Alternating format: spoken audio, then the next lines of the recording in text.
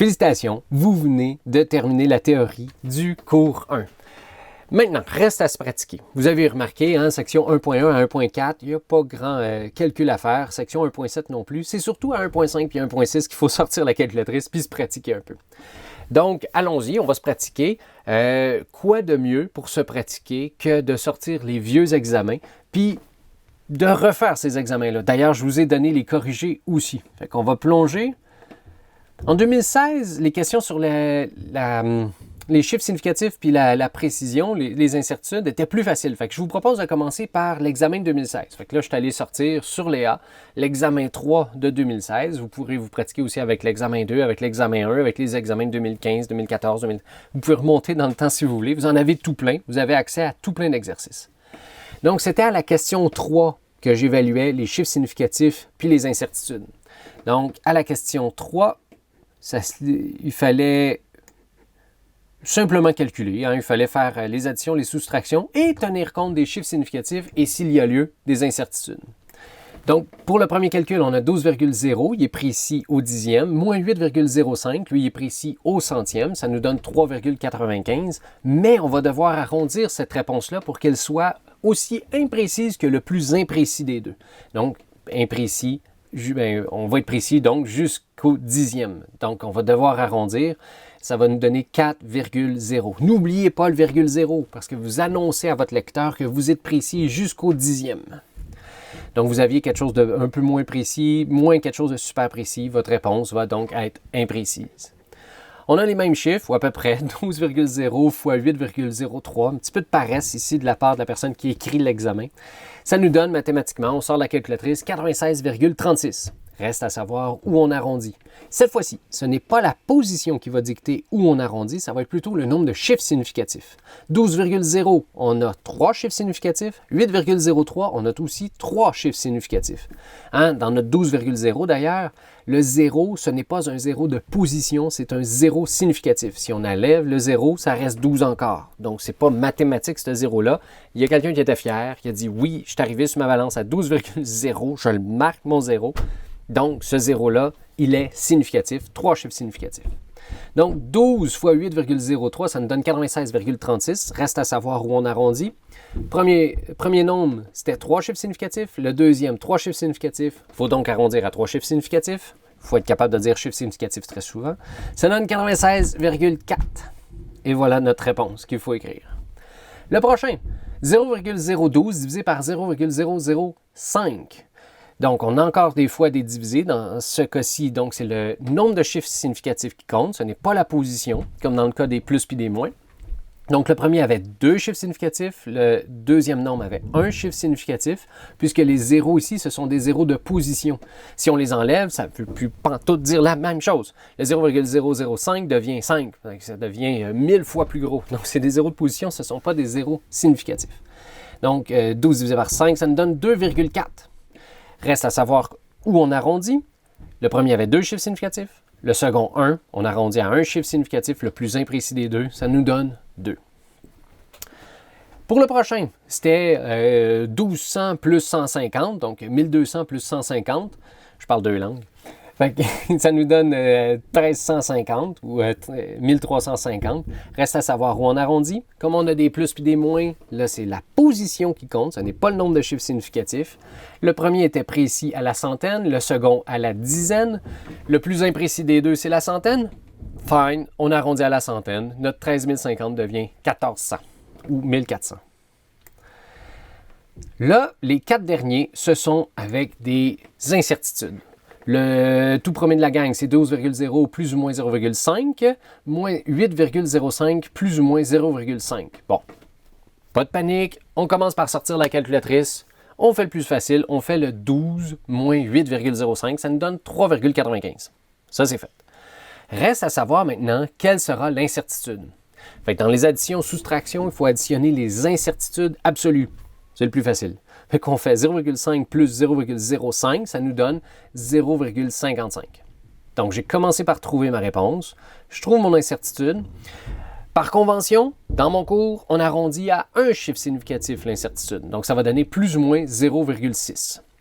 Une fois qu'on a notre incertitude bien arrondie, 0,6. Elle est précise, celle-ci, au dixième. Comme elle est précise au dixième, c'est elle qui va dicter où on va arrondir dans notre réponse. Donc, elle ne pourra pas être plus précise que des dixièmes. Donc, on va arrondir au dixième, ça va donner 4,0. N'oubliez pas le 0. C'est super important que votre réponse est autant, ou que le chiffre significatif le plus petit soit le même que la position de votre incertitude. Le prochain, 12,0 plus ou moins 0,5 fois 8,05 plus ou moins 0,05. Donc, on a atteint un certain niveau de paresse. Là. On a juste changé le moins pour un fois. Donc, ça nous donne 96,6. Ça, c'est la partie facile. Maintenant, quelle est l'incertitude? Là, ce n'est pas l'addition des incertitudes absolues qu'il faut faire, mais plutôt les incertitudes relatives. Puis là, on a un truc pour ça. Hein, c'est delta A sur A plus delta B sur B, le tout multiplié par C. Oui, c'est ça. Ça va nous donner l'incertitude, notre delta C. Donc, voyons voir. On va faire 0,5 divisé par 12 plus 0,05 divisé par 8,05. Ça nous donne 4,625. Or, une fois qu'on a notre incertitude, par convention, dans mon cours, on se garde seulement qu'un chiffre significatif. Donc, ça va être plus ou moins 5. Une fois qu'on a la position de où il faut arrondir, on arrondit donc, là ici, on est à l'unité, donc on va arrondir à l'unité notre nombre, notre réponse. Donc la réponse qu'il faut publier, c'est 97 plus ou moins 5. 12,0 plus ou moins 0,5 divisé par 8,05 plus ou moins 0,05, ça va être la même chose ici. On va d'abord faire la division, 12 divisé par 8, ça nous donne 1,490, gna gna gna. Plus ou moins quoi? On fait notre delta A sur A plus delta B sur B, le tout multiplié par C. Ça va nous donner l'incertitude de la réponse. Donc, on fait 0,5 divisé par 12 plus 0,05 divisé par 8,05. Ça vaut vraiment la peine d'avoir une calculatrice scientifique pour mettre des parenthèses parce que le tout doit être multiplié par la réponse, 1,49, et vous obtenez 0,0713. Or, on arrondit à un chiffre significatif notre incertitude. Avez-vous l'impression que je me répète?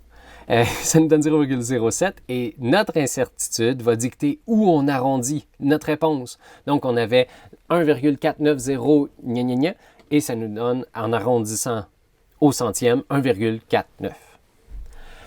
Et finalement, 12,0 plus ou moins 0,5 plus 8,05 plus ou moins 0,05, ça nous donne 20,05. La partie mathématique, ça va bien. Ensuite, pour les incertitudes, on a à faire soit des additions, soit des soustractions. Donc, on additionne l'incertitude absolue. Ça nous donne 0,55. On arrondit ça à un seul chiffre significatif. Par convention, on garde un seul chiffre significatif pour l'incertitude dans mon cours. Donc, ça donne 0,6. Ça nous donne la position d'où on doit arrondir notre réponse. Comme notre incertitude est au dixième, on va arrondir notre réponse à 20,1. On vient de passer à travers la question sur les chiffres significatifs et les incertitudes, et sur les incertitudes de l'année 2016. On va plonger maintenant à l'année 2019. Donc, c'était un peu plus complexe. Votre examen à vous, ça va être plus complexe comme ça. Il va falloir que vous soyez habile à faire davantage de calculs que ça. Donc, la question 1, c'est pas encore là-dessus. La question 2 non plus. Donc, en 2019... la question sur les chiffres significatifs et les incertitudes était aussi à la question 3. Mais la question A et D étaient pas mal plus complexes. Voyons voir la question A. C'est, entre parenthèses, 99,3 plus ou moins 0,3 plus 72 plus ou moins 1, fermé parenthèse divisé par 0,0421 plus ou moins 0,0005 fois 0,012 plus ou moins 0,002. Ça donne quoi? Ben, ça reste les mêmes règles. Vous allez voir, il faut juste y aller, prendre son temps, y aller étape par étape. À la fin du document, j'ai mis tout le détail du corrigé. Donc, question 1, question 1, question 2, question 3. C'est ici. Donc, on est rendu à la page 5 du corrigé. Donc, j'ai reproduit ici mon 99,3 plus ou moins 0,3 plus 72 plus ou moins 1, fermé la parenthèse, divisé par 0,421, gna gna gna gna, tout ici. On a des fois... on a des divisés, on a des parenthèses surtout, et on doit respecter la priorité des opérations. Ça reste comme en mathématiques. Donc, on va faire ce qu'il y a dans les parenthèses d'abord. Puis, n'oubliez pas, on arrondit qu'à la toute fin. Fait que retenez-vous, je sais que vous avez le goût d'arrondir. Faites-le juste à la fin, s'il vous plaît. Un peu de retenue. Donc, 99,3 plus 72, notre parenthèse, ça donne 171,3. Reste à savoir, c'est quoi son incertitude. C'est des plus, ça va bien aller. On est capable de jouer avec ça. Comme c'est un plus, on doit additionner les incertitudes absolues. Donc, les incertitudes, c'était 0,3 et 1. Donc, on additionne 0,3, on additionne 1. Ça nous donne 1,3. Donc, le résultat de notre parenthèse, c'est 171,3 plus ou moins 1,3. Arrondissez pas tout de suite. Retenez-vous, vous êtes capable.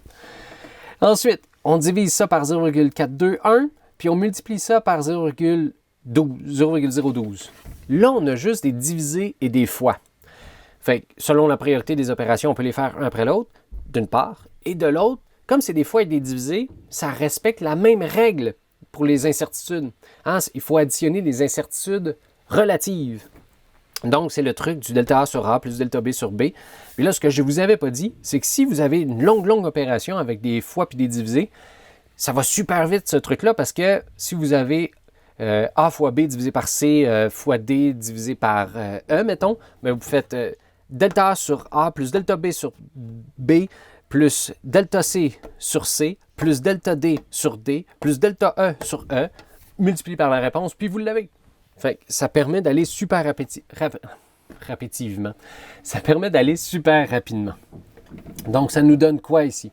On va faire 1,3 divisé par 171,3 plus 0,0005 divisé par 0,0421, 0,002 divisé par 0,012 fois la réponse de tout ça et ça va nous donner notre incertitude.